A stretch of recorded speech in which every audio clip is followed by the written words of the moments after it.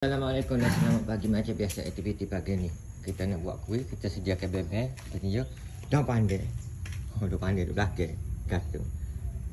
Gantung. Kita usaha lagi dah pandai. Sebab dah pandai kita guna banyak dah. Dan orang kata bahan-bahan untuk membuat kuih seperti biasa. Dah pandai ada lagi banyak dah pandai. Pisang, sate, bebek, gandum, minyak, gula, behu. Ada pelbagai menu dan bahan-bahan untuk kuih buat kuih. So kita akan buat kuih jadi. So tunggu dan lihat. Iza telur kita guna nampak ya dah. Pagi-pagi kita kena buat effort dulu untuk tambah tenaga. Yang mana nampak video ni sila-sila like, komen, share. Dan pandai kita takut gitu je belakang. So cuaca hari ni sangat baik ya.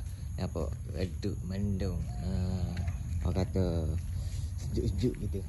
Sejuk-sejuk gitu. Ya, terima kasih. Okey, terima kasih. Cuaca sangat baik ini.